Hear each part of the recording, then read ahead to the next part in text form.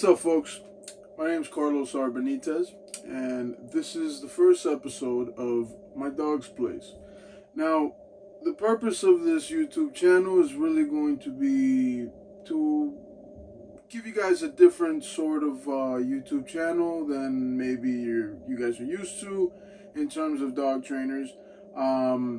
It's obviously going to be very educational, but more than anything, it's going to be me just talking my shit and just telling you guys, walking you guys through my journey, becoming a more effective and efficient dog trainer.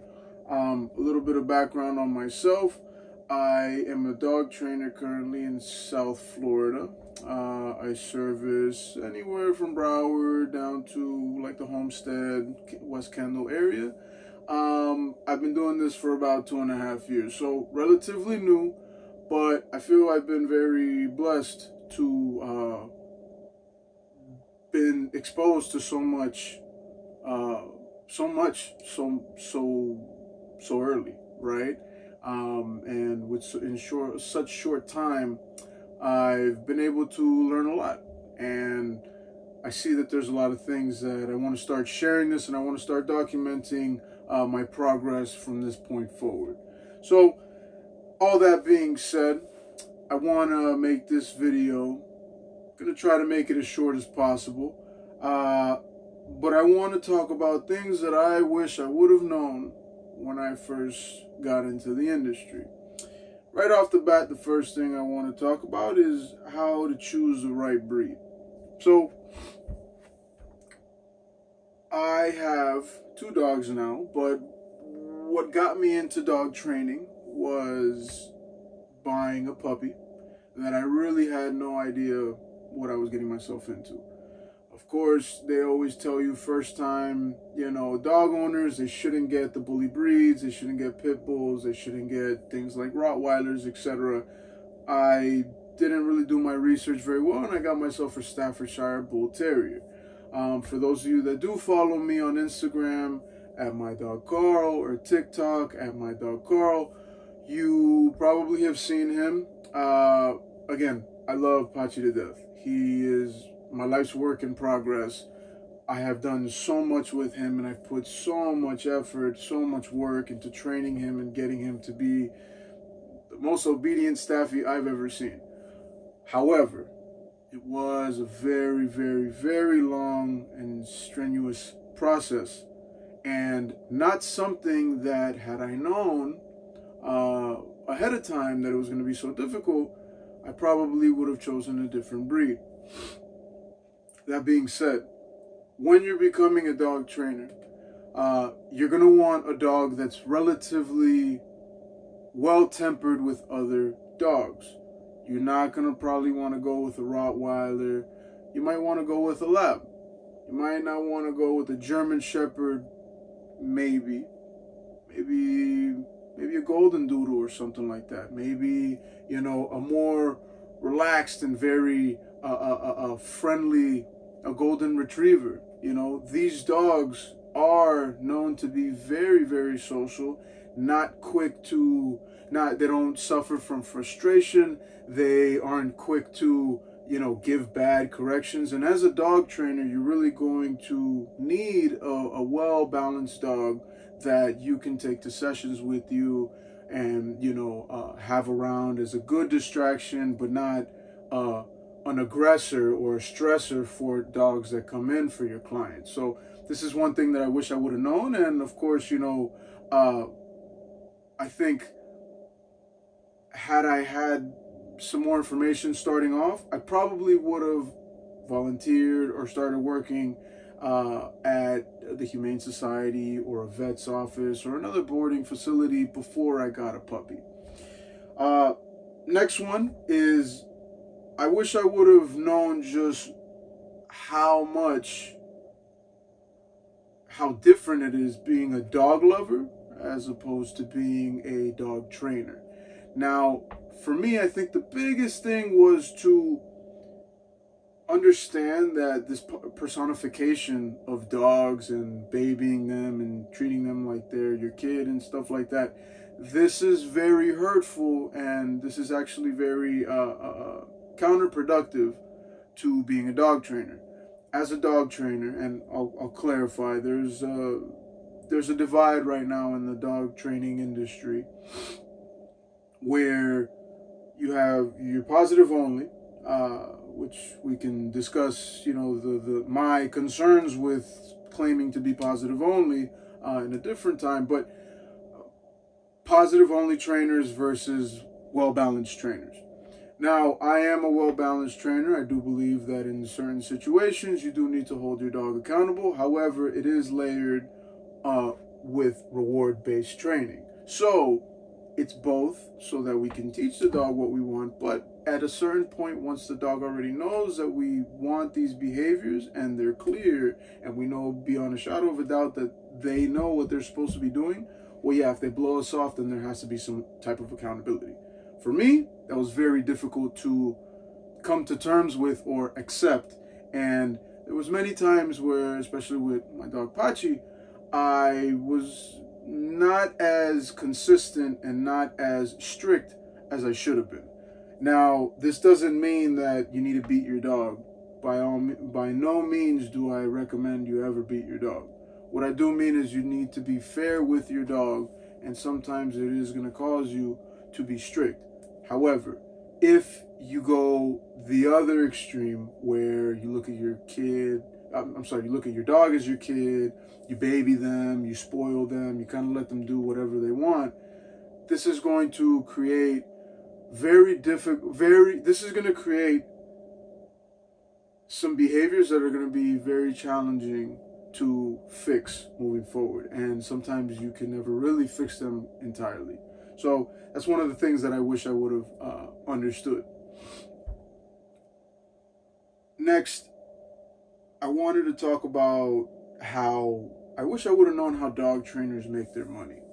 Now, this was really big for me in terms of, again, I come from the advertising industry. You know, I used to work in comic books before I got into this, so this was totally new for me.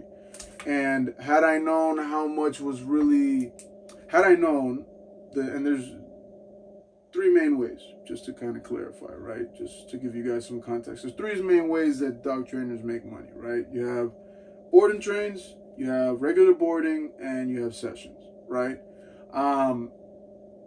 If I would have known that my life, my day-to-day life is going to be consumed with dogs, I would have made certain sacrifices quicker earlier on. This is a very demanding industry. If you're thinking about getting into it and you have a passion for dogs, I highly suggest it. It's very rewarding. However, it's very demanding. And if you are willing to get into this industry, understand your life is going to be consumed with training dogs and working with dogs and looking over dogs.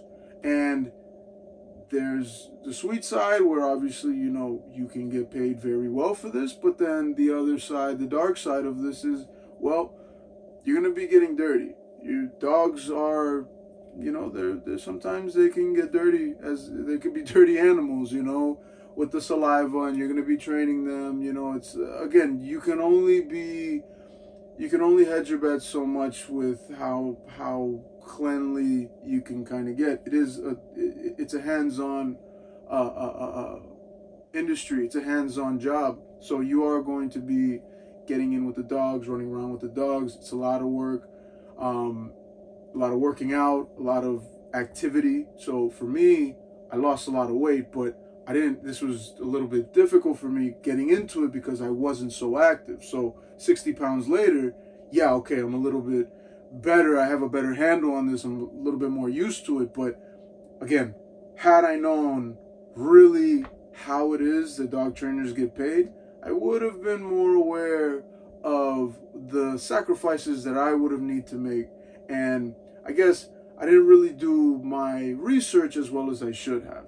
But those are the three main ways that dog trainers do make money. And understand that if you are looking to get into this industry, you need to put your life into it. You need to have a passion for this, for the sake of this next one that we're going to talk about.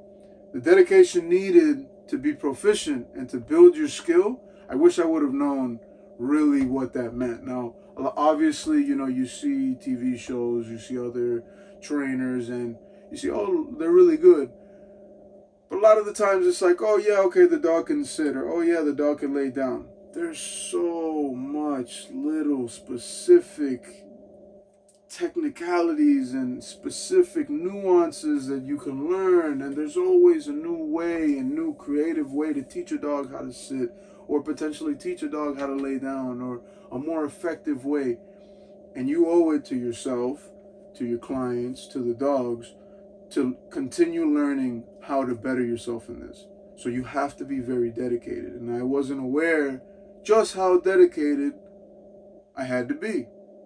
This made it very challenging at first because I was kind of torn between two things that I wanted to do at the time. Ultimately, I chose to get into dog training, but this is something that I wish I would have known earlier on. I would have been able to kind of come into the industry knowing what I needed to sacrifice and slowly phase it out. For me, I kind of dragged my feet a little bit. So that's one of the very important things, at least for me, that was a big challenge. Next, I wish I would have known how to properly act around dogs. And this one's important because it kind of taps into the other one that we talked about, a dog lover versus being, you know, a dog trainer. But more than anything, it's you want to have good, and some owners do this. And I don't want to say all dog owners, right? Some dog owners have good dog etiquette.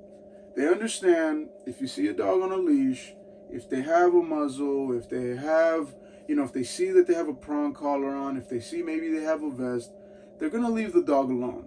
There's other people that are super entitled and will just walk up, want to pet your dog just because they look, you know, because they're cute, they're fluffy, this and that. The challenge is some people are taking their dogs out and they don't know what is stressing their dog out. They think, oh, my dog just kind of hangs out, doesn't do anything. Yeah, but when somebody comes up, they might get a little bit nervous and they might nip. And the thing is, the person looking to pet your dog, or that said dog, sometimes is just too forthcoming and too forward, and that's making the dog uncomfortable. So what I mean by knowing how to act around dogs, the first time I meet a dog, I'm being very neutral. In some cases, depending on what the client tells me, if the client tells me, hey, this dog is reactive, it's nervous, it's people aggressive, I'm not even looking that dog in the eyes. Like, they pull the dog out and I'm just kind of there just waiting. Sometimes the dog comes up to me and sniffs me a little bit, and then I kind of start, based on the body language, I can see, okay, this dog wants to greet me. But if I don't get these signs, I need to do everything in my power to not make any sudden movements, not baby the dog. Like, these are all things that you would think it makes the dog more comfortable, but in reality sometimes it does the complete opposite and actually triggers the dog, and it might make them very nervous. So, and there's a bunch of reasons why that could be. We could talk at another time, but I wish I would have known just what's a better way to act around dogs. I don't greet new dogs at all unless I know them. You have to build this neutral sort of attitude around dogs, and kind of hold back that urge to pet every single dog you see, even though there's some good looking dogs. And then lastly, guys, not taking the dogs or the clients and any of the work that you do with them personally. And this was probably one of the biggest challenges for me, especially starting off. I used to blame myself for how the dog turned out a month later. Or I would blame myself for the dog not learning these concepts that I'm trying to teach it as quickly as I would hope. Now, in the former, I can't blame myself because unfortunately, dog training, not unfortunately, I should say, the reality is that dog training is 75% on the owner and 25% on the dog. Dogs pick up on things a lot easier, on habits, on routine, a lot quicker than us humans. And because of kind of some of the things that I was saying before, where people tend to personify their dogs, it makes it very difficult sometimes for owners to set certain boundaries and hold their dogs accountable. So sometimes you just have to accept that there are going to be clients who aren't going to keep up with any of the training that you provided. And you can't take that personal. I used to take it personal. I used to get very offended. I'm sure, you know, maybe it showed when I was doing sessions. And it's something that I've learned and I've had to work on. I can't be that way, because the reality of it is I did my best work. I know that I did what I got paid for, and it's like going to the gym, right? It's, again, we're just like a personal trainer. We're dog trainers. I tell them, hey, they have to diet, they have to run X amount of times a week, or they have to work out these exact things based on what, you know, they want their figure to look like. And if they don't do it, it's not on me, right? And it's not on the trainer. It's not on the personal trainer. The same way, it's like, look, I tell the owners every single thing, play by play, what they need to do. If they don't follow up, if they don't, you know, kind of follow through, then I can't take it personal. On the other side, with dogs, I had to learn to be more fair to the dogs. It's not fair, unfortunately. I shouldn't say unfortunately. Again, I should say the reality is a German Shepherd is a lot sharper in terms of picking up on concepts than, say, your French Bulldog, or say a Staffy even, right? A Lab is way more food driven than, I don't know, maybe your Cane Corso, right? Or a Presa, right? A Presa Canario, just to clarify. These Mastiffs are very bullheaded, and I should say not bullheaded, I should say more, they're very strong-willed, and they kind of don't like to work, right? If you could find what it is that they want to do, then maybe you might get some results, but the vast majority, they kind of are hard to motivate. But a Lab, you can motivate very quickly, which makes the learning process for those breeds that much easier. But certain breeds, certain temperaments, certain upbringing, genetics, these are all things that play into how quickly the dog is going to progress, in how quickly two dogs are going to progress in the same amount of time. And I used to take it out on dogs, especially with my dogs. With Pachi, for example, this was something that I had to learn the hard way. The harder I am on the dog, the less fun the sessions are on the dog, the more frustrated I get. That rubs up on the dog. And now we're just in a situation where, like, hey, he doesn't like really engaging with me because I'm boring, and I don't like engaging with him because I think I'm taking out my frustration on the dog. And there was a period of maybe like 2-3 months where, like, I was in this rut where I was just like, man, I don't know how to take Pachi to the next level. And what it was is I need to take a step back and understand this is about the dog. It's not about me. It's not about what I want the dog to do. Listen, I had to admit, I had to accept he's a Staffy. He's probably not going to heal as nicely as your PSA German Shepherd, you know, is going to. And that's okay. But again, compared to other Staffies, this guy's killing it. And you have to be fair with your dogs. And you should never compare two dogs, even within the same breed, within the same litter even. You should never compare dogs, because all dogs are different the same way all people are different. Different characteristics, different temperaments, different, hobbies and stuff. Dogs are very similar in that sense, but there is some sort of commonality and some general things that are the same across the board when it comes to different breeds. But you have to understand that every dog has their limit, and this was one of the, and for that matter, every owner also might have their limit. Some owners are willing to take their dog as far as they need to. Sometimes the dog is too advanced for the owner. Sometimes the owner wants to do, which is kind of maybe what happened a little bit with Pachi when I was pushing him too much. I wanted too much, and I was at a different level than what Pachi was at, and I had to tone it down a little bit. And that's kind of, you know, once you start meeting your dog halfway, and you know, this is, I was just talking to a friend of mine about this, and you know, you start meeting the dog halfway, and you start seeing that the dog now is more engaged with you, is having more fun, is willing to work, and you start, now you're not frustrated, you're having fun, you're enjoying this. This is one of the biggest things for me that I had to get through, guys. So I hope all these things help. Feel free to let me know in the comments if there's anything else you guys would like me to elaborate on. I'm going to try to do these as periodically as possible. Hopefully I have the time. My goal is to do this various times a week. We'll see.